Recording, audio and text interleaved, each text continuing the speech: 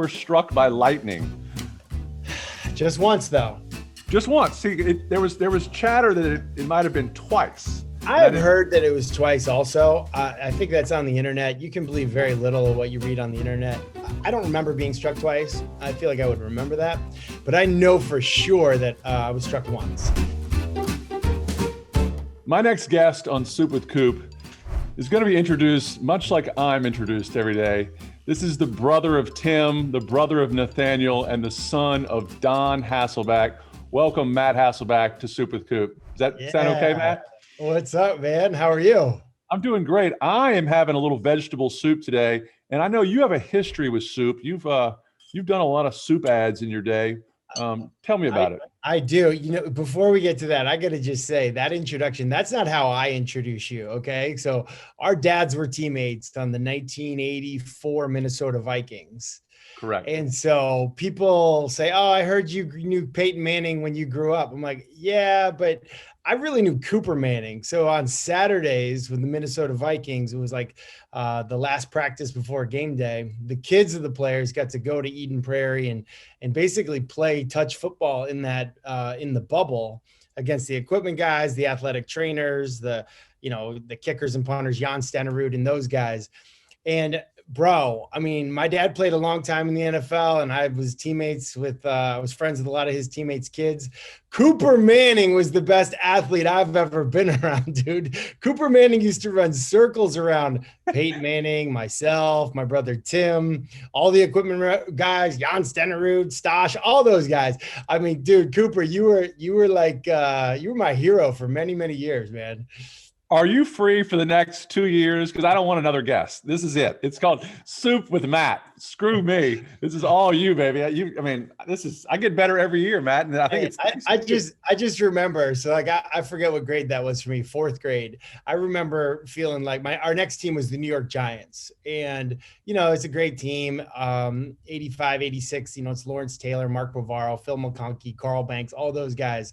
And I remember being in the locker room with say Chris Sims as an example. Phil Sims was the starting quarterback. And we used to just sit around talking about things. I just remember being like, yo, remember this name, Cooper Manning. Remember this name. So anyway, I just had to share that story with you real quick. Matt, I certainly appreciate that. My kids will certainly believe you more than me. I've been telling them how great I was for years, and they don't believe a single word. So I can't thank you enough for validating me as a good lower school football player. Fantastic. Hey, you were dominating some Hall of Fame, specialists at the time, if I recall. But yeah, about the soup, man, you've got your soup. I don't have any soup. Part of the reason why is my mom and I were fortunate enough to be like spokespeople for Campbell's Chunky Soup for a good stretch of time.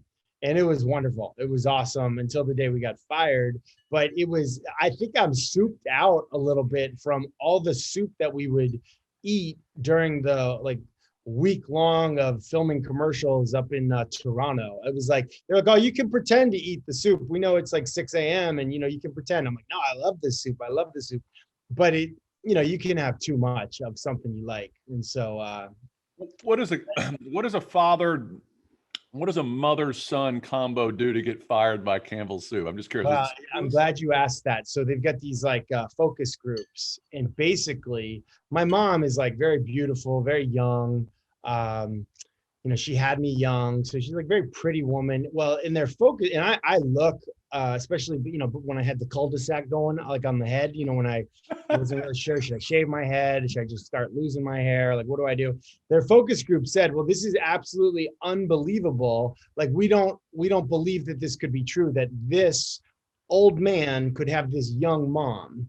So it just wasn't believable that that's his mom. It looks maybe like his sister or something like that. So that was one of the reasons that they decided to kind of turn the page and go for a more believable mom-son duo. And I was devastated. My mom was very, I think she took it as a compliment. Yeah, I probably should have. So I think some guys can't handle having a hot mom.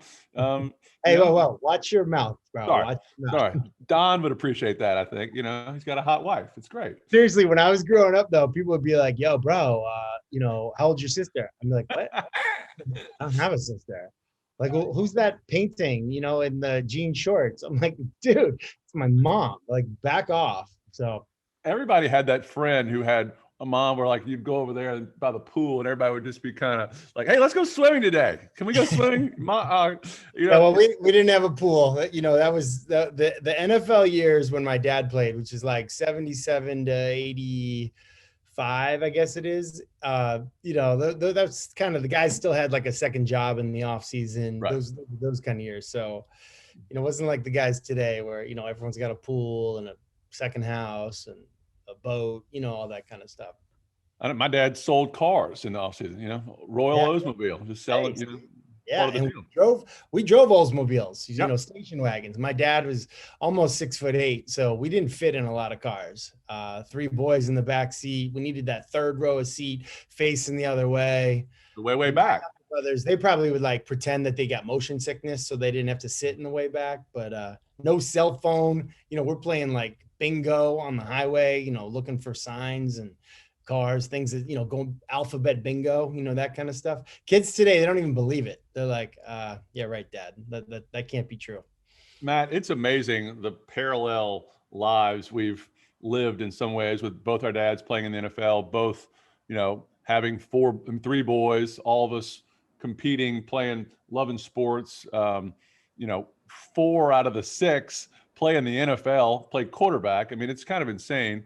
Nathaniel and I, destined for other things. And also, let's talk about the way Nathaniel spells his name. That alone is kind of cool with an A-E-L at the end. That threw me for a loop. I like it. Did it throw you for a loop? A little bit.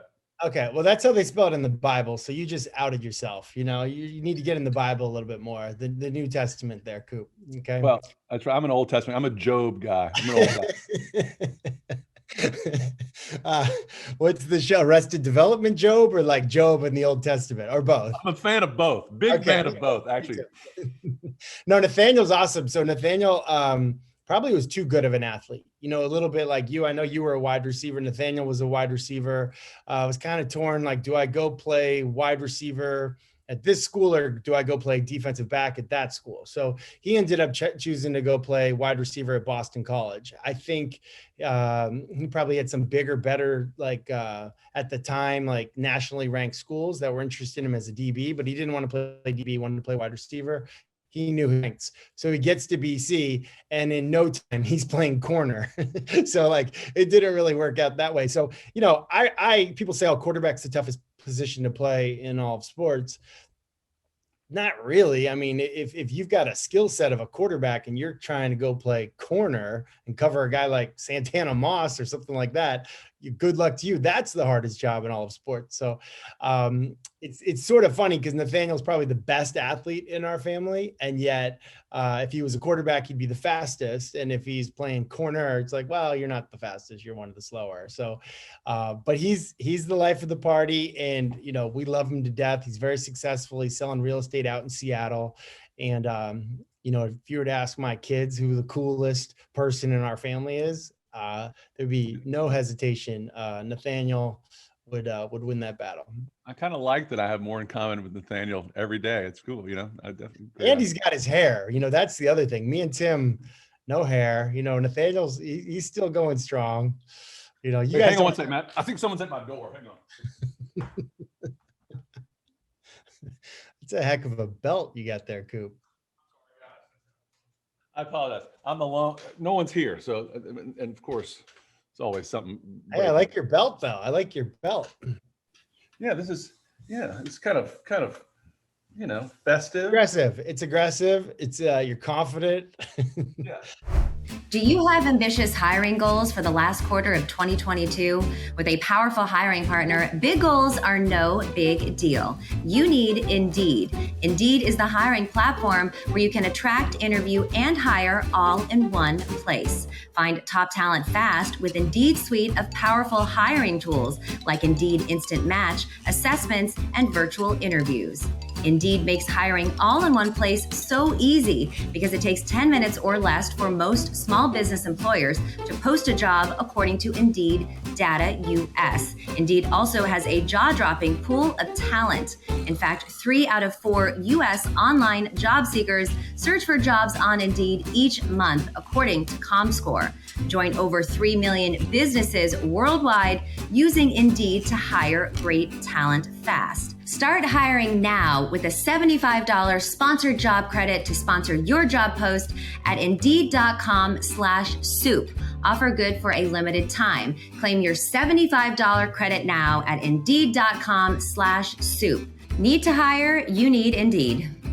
I was talking to my dad, mentioned to my dad that you and I were going to be speaking. He said, Coop, I remember vividly a Monday night after, this is in Minnesota, 1984. It's a Monday night. We have the Hasselbeck family over. That Sunday, the Chicago Bears had set the record for the most sacks, all on him. I think they sacked him 11 times that day. That was the that 85 defense just in warm up for the Super Bowl. They didn't win the Super Bowl that year, and so and then my dad loves ribs, and there's a place in Memphis, Tennessee called the Rendezvous, and the Rendezvous owners sent a bunch of ribs up there, and your parents came over and the boys were playing, and that was kind of the genesis of there's a lot of football players packed into one house right there eating ribs in Minnesota on a Monday night with two sore dads who are older and beat up. So, well, it is funny, right? Because I think the Minnesota Vikings that year were like 3-13 or something bad, not very good. But I think there were a lot of lessons learned, at least for me. I can say for me personally, I don't know how you feel about it. I feel like, because we had just been with the LA Raiders the year before that and won the Super Bowl. That was the Washington versus the LA Raiders Super Bowl, Marcus Allen reversing field, all these Hall of Famers on that team from, Marcus Allen and Howie Long and Lyle Alzado, Cliff Branch, Ted Hendricks. I mean, it was just like an impressive group. And you would think that was probably one of the years that was most impactful. But I mean, I would put that one year we had in Minnesota, 3-13. I think they were 3-13. As a year that I just feel like I learned a lot, and I don't know, it's in these little moments, kind of like you're talking about ribs at the Manning house, like the Hasselbecks and the Mannings having ribs after what seems like a disaster of a football week or month or year. And, here we are, what is it, 30 years, 40 years later, and we're still remembering it. So, it's fun. Football is a funny thing where sometimes you learn the better lessons kind of in the tough times than you do when the times are good. And I remember when Dad told us we were moving to Minnesota, first question, I was going to be in 5th grade. I said, can we play tackle football? Because he never let us play tackle football till 6th grade. That was kind of the rule, because that's when school started. And he called up there and said, yeah, they start football in 5th grade. I was like, let's go to Minnesota. So he kind of bent the rules. We moved to Minnetonka, and I played, quarterback in the 5th grade team at Tanglin Elementary in Minnetonka. And it was the greatest. I remember that year like it was yesterday, and remember all my friends. It was one year. I mean, we came in for a fall, and then we were, Thanksgiving happened, and then we go back to New Orleans, and it's like frozen in time. It's kind of an interesting life of, being a football kid and on the road, and you remember these little fragments of your childhood. Well, no wonder you were better than us. You were already playing, organized football, and we were just still elementary kids. I can't believe I revealed my little. Well, it's funny too, because that was the year the Olympics were in. It was 1984. The Olympics were in LA, and we had just, like I said, won the Super Bowl in LA. We were, football players. Like I said, you have jobs in the off season. So we were back in Boston. My dad got started with the New England Patriots. So we were there in the off season, and then we're getting ready to go back to LA for the football season. It's like during training camp, and the Olympics are there. We're all excited. It's Carl Lewis and Mary Lou Retton. It's like, all this pride for USA. And then my dad gets injured and gets claimed on waivers to the Minnesota Vikings. Not a great team. A lot of transition there. And essentially, we thought it was the worst thing ever. No, we want to go back to the Raiders. We don't want to go to Minnesota. And again, looking back, it was just this is a really fruitful season that we had of, being on a 3-13 team that was it was just a really great experience that I wouldn't trade for anything. Starting your own business, it can be a total roller coaster. Between all the bumpy twists and turns comes the actual business side of your business, which can really throw you for a loop. Luckily, with QuickBooks, you can manage your business with confidence from the start. So no matter how bumpy the ride gets, you can always stay on track. New business, no problem. Success starts with Intuit QuickBooks. Learn more at QuickBooks.com.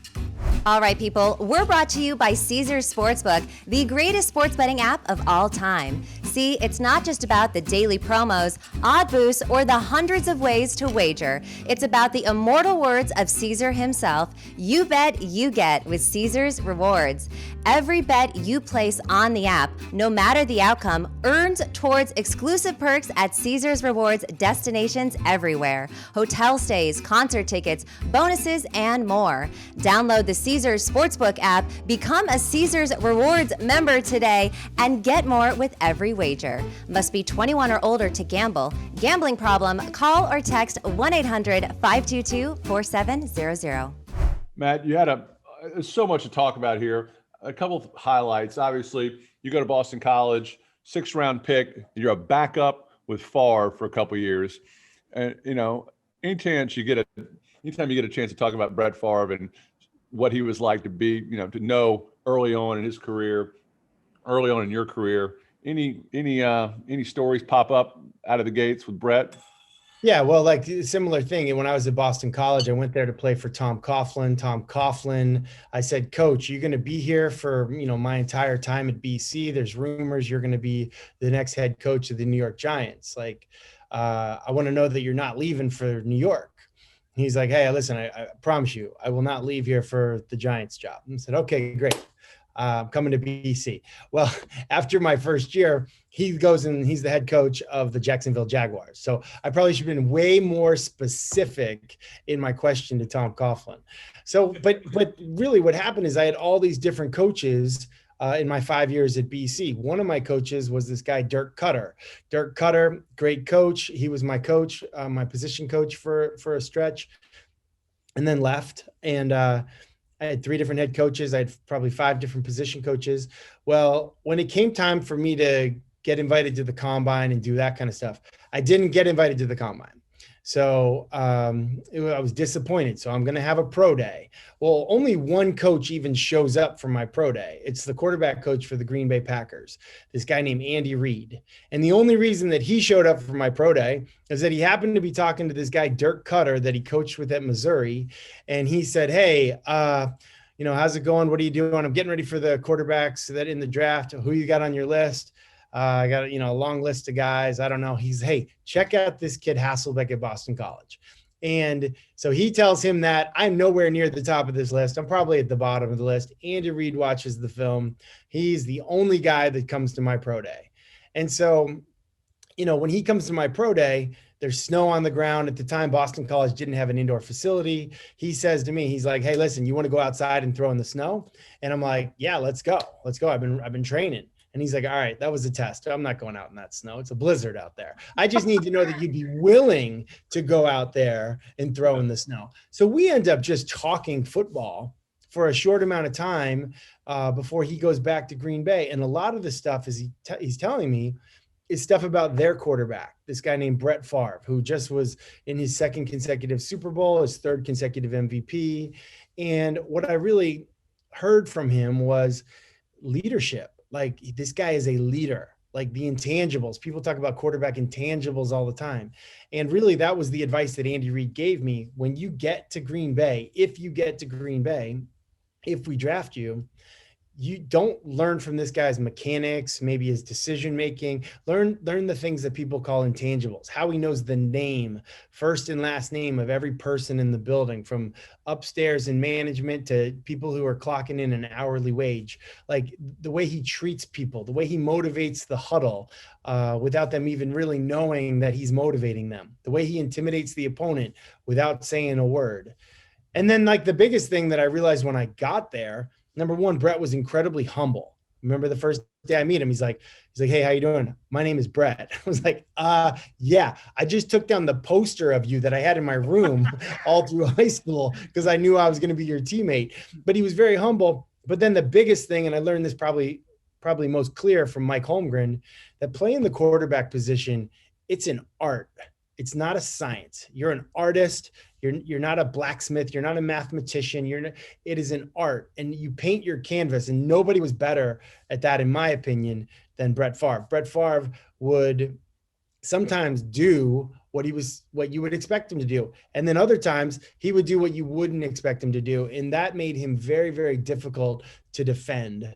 And, really for 3 years I was there as a backup, and they were paying me to be there. And I felt like I should have been paying them. I felt like it was like the Harvard Business School of young quarterbacks, for young quarterbacks. And just feel very, very grateful that I was given the opportunity, again, thanks to Andy Reid and thanks to this, sort of bumpy college experience with coaching turnover, in the end ended up helping me out a great bit.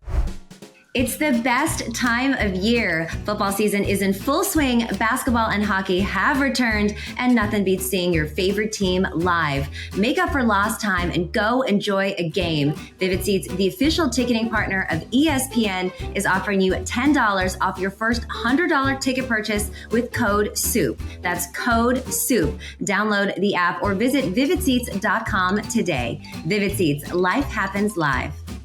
Well, it sure did. I mean, Matt, you made 3 Pro Bowls. You led the Seahawks to the playoffs 6 times. You went to a Super Bowl. You were a mentor. And, roles reverse. You become that mentor type of backup to a young superstar in Andrew Luck.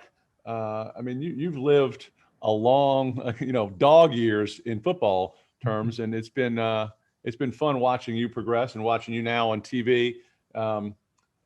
Impressive career, really impressive. One thing that when I'm looking around, I'm kind of digging for stuff on you that I found even more impressive is that you were struck by lightning. Just once, though. Just once. See, there was chatter that it might have been twice. I have heard that it was twice also. I think that's on the internet. You can believe very little of what you read on the internet. I don't remember being struck twice. I feel like I would remember that. But I know for sure that I was struck once. And it's kind of a wild story. So my girlfriend and I, I'm in college. My girlfriend and I get invited to a wedding. This girl I grew up with is marrying this hockey player. And I don't know him, but I know her. We go to the wedding. Anyway, basically, beautiful day. And then all of a sudden it's not. And a lightning bolt comes down and strikes this well, kind of like a water well, right near where we're sitting. And 16 of us get zapped. I mean, we get electrocuted. Okay. Like it's kind of the way I would describe it is it's like getting like an electric shock, but like a billion times more powerful than anything you've ever felt before. And, it was a wild experience. Right. And thankfully no one was seriously hurt. My girlfriend spent the night in the hospital just as a precaution. I was able to not stay. I didn't have to stay in the hospital, but it was definitely like it affected you. Well, flash forward to this year. My daughter is a lacrosse player. Yeah. A girl on her floor across the hall is a softball player. Okay. And her parents, it was their wedding where we got struck by lightning. So like the kids didn't really know each other. Obviously the parents know each other. And like, who would have thought in 1996 when we get struck by lightning that these kids would end up being good friends and going to school together, athletes at the same school, and kind of wild. And actually the wedding that it was the head coach of the Washington Capitals, Peter Laviolette. It was his wedding. So he married this girl that I grew up with. And yeah, so it's just kind of crazy all the way around. Obviously getting struck by lightning is a big thing, but, and of course, in my very one of my first road games that next season in college, we're playing at Michigan. And what do you know? Like right around halftime, we have a lightning delay. I mean, it was just it was a mental grind to be like, all right, I know the chances of getting struck again are like super slim, but it's there. Once you get struck, like you're not as confident that it's not your turn to get hit again. Because I play golf a lot, and sometimes you're playing, and you're out there for 2 holes, and then you get the horn buzzes, and you're like, I want to play a few more holes. I'm out here, and you have some people going, no, I'm done. You have some people who are pretty hardcore golfers, just put everything up, and I'm always out. Did you hit the ground when it hit? Did it hit you? out and like, No, a guy at my table was out like that. A guy at my table was out. Like he was down, ambulance came. I want to say they cut his suit off of him.